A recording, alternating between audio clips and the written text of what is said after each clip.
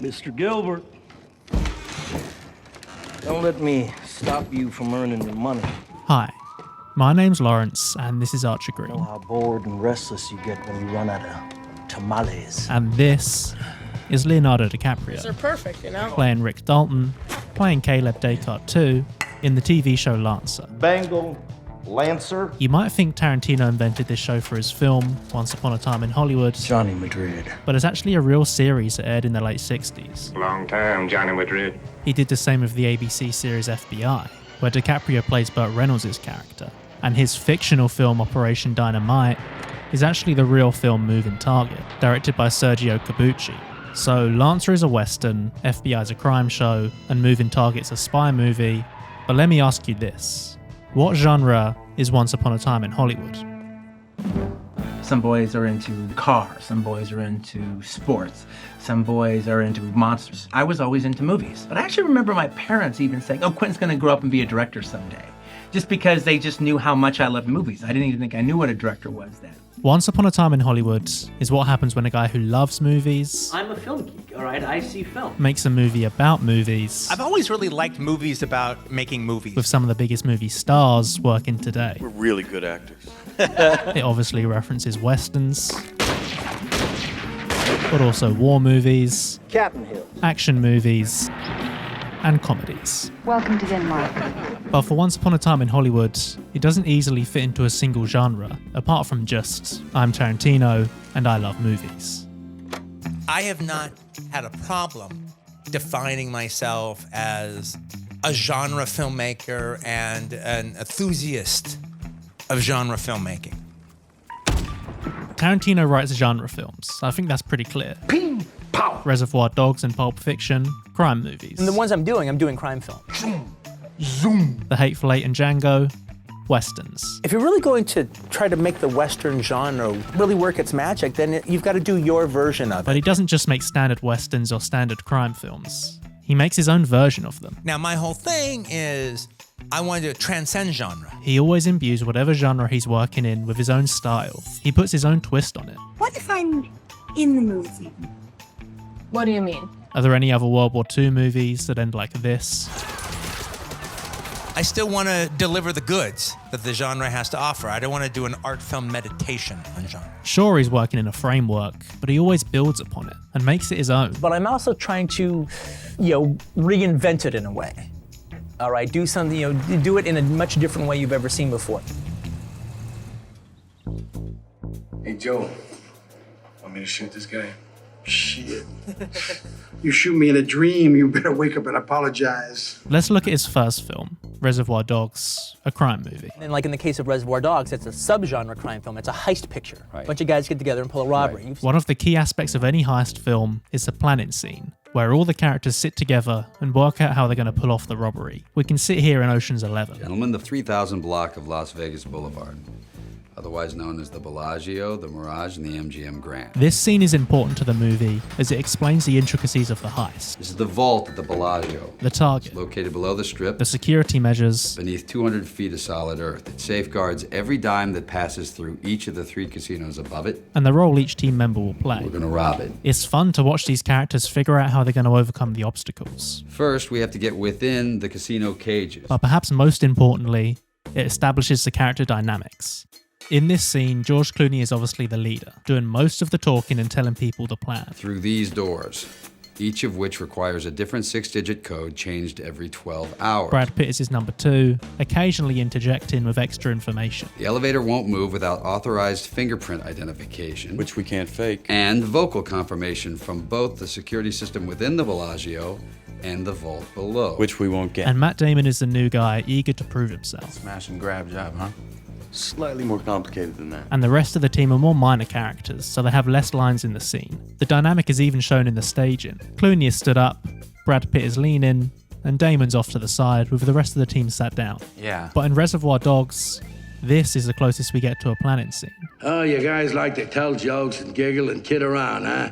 Giggling like a bunch of young bros in a schoolyard. They spend more time arguing over what name they get than actually planning the robbery. Mr. Brown, that's a little too close to Mr. Shit. And this is over an hour into the movie, after we as the audience already know the heist has failed. The only scene we get before the robbery is the opening, where they talk about tip-in rather than any plans. I don't tip. Because they don't talk about anything relevant to the plot, this scene's complete focus is on the characters. Reservoir Dogs is much more about the people than the heist itself. It's a story about a bunch of guys who plan a robbery and everything that can goes wrong goes wrong. Well, maybe I should have, but I couldn't. It's about a bunch of guys who plan a robbery rather than the actual robbery. And this is just one way Tarantino has built upon the heist genre. Deliver the Goods is a heist film, but it's a heist film when you never see the heist. It's also more graphic than your typical heist film, with the red blood contrasting against the white shirts of the characters. It's got Tarantino's signature dialogue, Every guy that ever laid his eyes on her had to jack off to her at least once. with the characters preferring to talk about pop culture or random observations than the actual story. Don't tip these guys over here, but tip these guys over here. That's bullshit. And every line just sounds good. Now I'm carrying the weed around in one of those little carry-on bags. I gotta take a piss. His dialogue has a flow and a rhythm to it that can't be found in many other films. Dick, dick, dick, dick, dick, dick, dick, dick, dick. How many dicks is that? The music is another key aspect. Of course, there's the infamous torture scene, Listen to K. Billy's Super Sounds of the 70s. but the entire film is set to classic songs from the 70s that give it a unique vibe. As K. Billy's Super Sounds of the 70s weekend just keeps on trucking. But these things aren't exclusive to Reservoir Dogs. There's these elements across his work. Graphic violence, Why the need for so much gruesome graphic violence? Because it's so much fun, Chan. Get it? rhythmic dialogue, It was a foot massage. A foot massage is nothing. I give my mother a foot massage. pop culture references, all based in the bedrock of American pop culture. historical revenge fantasies, and of course, feet. I want to thank my co-stars, Margot Robbie's feet, Margaret Qualley's feet, Dakota Fanning's feet. Seriously, Quentin has separated more women from their shoes than the TSA. He's developed his own visual style, with shots like this appearing in multiple films of his. It's the very big things, like the non-linear narratives, down to the smallest, like his use of title cards. And these things aren't lost when he's working in a distinct genre. He just adapts his style to fit the conventions. He's mixing and remixing his movie watching experiences into his own films. A typical crime movie attempts to emulate real gangsters, whereas a Tarantino crime movie attempts to emulate movie gangsters. These two aren't supposed to be realistic. God damn, Jimmy. This some serious gourmet shit. First, I approached the picture as a kind of realistic film, in a way, or naturalist. Not naturalistic, but realistic in the way these people would behave. But who are these people? I never met people like this. In the case of Kill Bill, he imbued multiple genres together. Each one of these guys represents almost a different genre in cinema. So when you go there, it's the kung fu movie, and this one's the blaxploitation movie, and this one's maybe a redneck movie. The Hateful Eight plays more like an Agatha Christie mystery than your standard Western. Sure, Inglourious Basterds is a World War II movie, but is the experience watching it more similar to Saving Private Ryan or Pulp Fiction? Pretty exciting story. What's next? Lies on Ice? This is to say, Tarantino's style is central to his film's identity, arguably more so than the genre they're working in. He's an auteur. People describe his movies as Tarantino movies rather than westerns or crime movies or kung fu movies. Tarantino's style has almost become a genre in and of itself. And just like any heist film has a planning scene, any Tarantino film has a suspense scene. Two hitmen arriving at an apartment. Hey, kids. Mr. Blonde dancing in a warehouse. Major Marquis Warren, baiting the general. I know the day he died. By this point, the Tarantino set piece is one of his trademarks. Hey, keep chilling. An unknown star, mounting suspense. This is a tasty burger. Don't burn me, please. Leading to a confrontation. So what you gonna do, old man? I don't remember asking you a goddamn thing. And then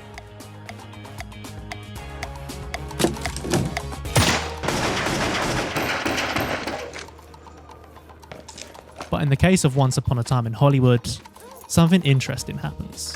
So Brad Pitt has picked up a hippie hitchhiker, and she says she's living on an old ranch where he used to shoot movies. Wait, Spawn Movie Ranch? He's going to check up on his old friend that owns the ranch. So we've got the unsuspecting beginning. Does he still live right there? Leading to mounting suspense. But then, instead of, we get this. What the fuck is the matter with you?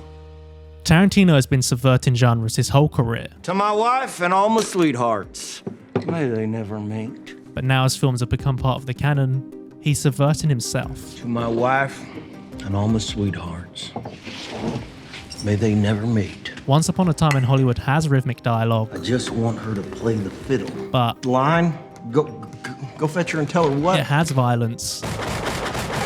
But it's mostly filtered through the lens of being a movie or TV show that exists within the story. County law. It goes beyond simple pop culture references, with Tarantino writing and directing real figures within cinema history. I'm in the movie. I'm Sharon Tate. His obsession with feet plays more like self-parody than a weird fetish. And it's present in the casting. Zoe Bell and Kurt Russell both play stunt people in Death Proof, And who the hell is Stuntman Mike? so he cast them as stunt supervisors in this film. Get your shit and get fucked! Janet! DiCaprio rehearsing his lines seems like a remix of Tim Roth learning his lines as an undercover cop in Reservoir Dogs, Every time I bought some weed, I was buying for 4 or 5 different fucking people. and DiCaprio himself playing the heavy in Django Unchained. While Rick Dalton may project heroism on the screen, in real life he's an insecure, self-obsessed wreck. Anything we can do about that heat? Rick, it's a flamethrower. He feels like he's past his prime, The whole transition from TV to movies didn't quite work for him. He's not the best anymore. until he gets the attention of a promising director who wants to re-energize his career by taking it in a new direction. Do you go to Rome and star in Westerns? If this sounds familiar, well, the same could be said for John Travolta before Pulp Fiction, I wanted John, and, his career was not in a great place. but also Pam Grier or Christoph Waltz. There also is that kind of cool thing of comebacks are fun. Tarantino is fictionalizing his own casting decisions. Ooh, that's a bingo. What about Brad Pitt's character? Well, if Rick Dalton is the on-screen movie star, Cliff Booth is a real-life one. Rick is the one who pretends to be the badass cowboy, the guy who can do this and the guy who can do that. And Cliff is the guy who's the badass, who can do this and can do that. That's a really interesting relationship. He cruises the streets to another one of Tarantino's signature soundtracks. He's got the sun shining on him while he's on a roof taking his shirt off. He holsters his beer like a Western gunslinger would his revolver, and leaps up a building like an expert acrobat. He's even given his own set piece, cut to the rhythm of the good, the bad, and the ugly. It starts with the wide establishing shot, then the Dutch angle of a henchman, the shot of our hero's back as he walks into danger, until he finally confronts a bedridden man. This could be a coincidence, but knowing Tarantino is probably not. And knowing Tarantino, we'd expect it to end like this, but as we know, it doesn't. What the fuck is the matter with you?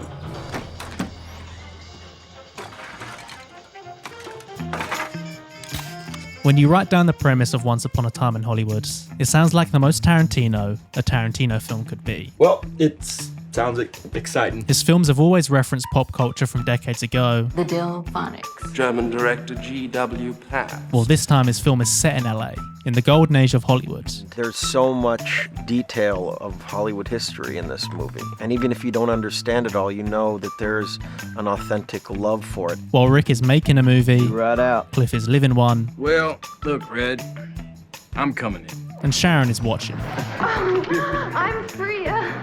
Both his work on screen and his off-screen persona is centered around his love of movies. We love making movies. Well, this film is about making movies, with a script that allows him to show off his immense movie knowledge. Mannix. From the 14th Fist of McCluskey. Ron Ely Tarzan. For the historical revenge, I'm the devil. we've got the Manson family. I'm here to do the devil's business. For the stars, we've got DiCaprio and Brad Pitt, which Tarantino has described as the most exciting star dynamic since Paul Newman and Robert Redford. What's the matter with you? I can't swim! If Pulp Fiction is Tarantino's impression of a crime film, Everybody be cool, this is a robbery! Once Upon a Time in Hollywood Put these on. is his impression of a Tarantino film. Don't cry in front of the next. And as we know, Tarantino always brings something new to whatever genre he's working in. This time, he brings a metatextual layer to his own films in his own style. This is Tarantino subverting Tarantino.